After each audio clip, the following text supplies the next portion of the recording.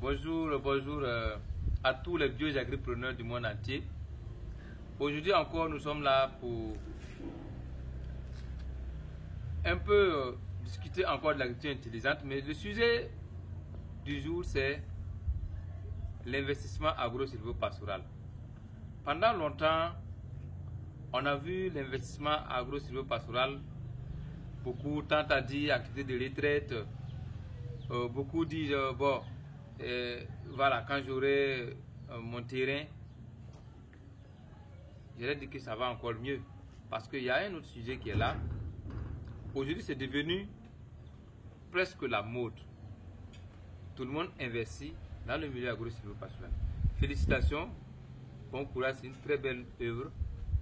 S'il en était ainsi depuis longtemps, on allait vraiment, cette crise sécuritaire alimentaire n'allait pas vraiment nous atteindre.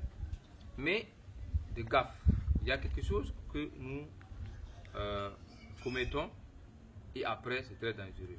Vous savez, quand quelqu'un est dessus de l'investissement agro-silvopastoral, il devient encore un pire ennemi du secteur plus que quelqu'un qui investit ailleurs et qui échoue. Et c'est l'un des métiers les plus porteurs à la seconde près. Et c'est l'un aussi des métiers à la seconde près, il va échouer lamentablement. La généralité en Afrique, voilà un des métiers où on ne cesse pas trop de bagage intellectuel avant de s'adhérer. Parce qu'un youtubeur qui n'a jamais été agronome a monté une vidéo de réussite de production. Ne serait-ce que le chiffre d'affaires seulement suffit pour des gens d'aller prendre des prêts extravagants ou bien peut-être aller enlever des grosses sommes et paf, ils tombent. Le malheur est que quoi? D'habitude, nous, les structures fêtières qui les accompagnent, c'est quand il y a un problème qui tire vers nous pour dire j'ai tel souci et il veut que vous accélérez. Pourtant, c'est lamentable à l'agriculture, ça ne se fait pas. C'est un métier comme tous les autres, il a besoin que vous partez comprendre beaucoup de choses, apprendre, se former.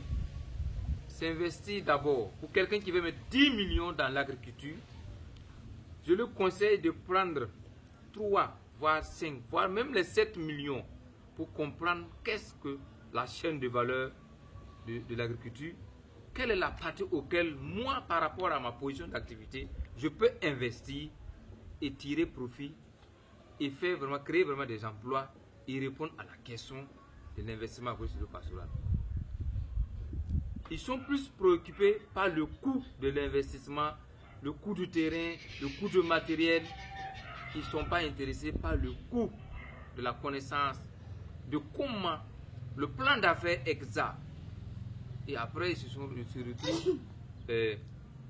dessus. Et ils sont les premiers à décourager ceux qui veulent venir dans le domaine. Donc, c'est une manière de vous dire, c'est un métier vraiment noble. C'est un domaine d'investissement qui est très porteur. Mais il est encore très bien de vous renseigner, de bien se former, de mieux comprendre le terrain. Allez-y vers les producteurs réels, ceux qui produisent, les structures qui produisent et qui forment et qui sont du domaine avant de vous lancer.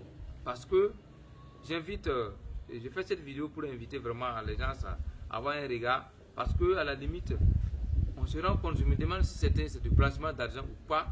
Vous retrouvez des millions, des milliards investis dans des fermes et malheureusement 1% n'est même pas récupéré et ça fait perdre des emplois, ça fait perdre des tonnes de céréales que nous cachons et pourtant c'est vraiment le secteur que nous devons vraiment se mettre au sérieux. Il y a une école pour les banques, il y a une école pour la médecine, il y a une école pour la culture, le théâtre, donc il y a une école pour l'agriculture. Il y a vraiment une école pour l'agriculture. Et aller se former en agriculture, ça ne veut pas dire aller apprendre à s'aimer ou aller apprendre à cultiver le sorgho. Non, c'est aller comprendre la chaîne de valeur là. C'est quoi? C'est où moi, enseignant, moi, infirmier, moi, homme d'affaires, moi, businessman, moi, politicien, quelle partie moi je peux m'investir pour l'instant avant de couvrir toute la chaîne de valeur? Parce qu'il y a beaucoup qui investissent en l'envers dans la chose. Et pourtant, si vous n'avez pas su le point de départ de votre investissement en agriculture, vous avez échoué, vous avez mis assez de millions dans le secteur inutilement et ça rapporte à personne.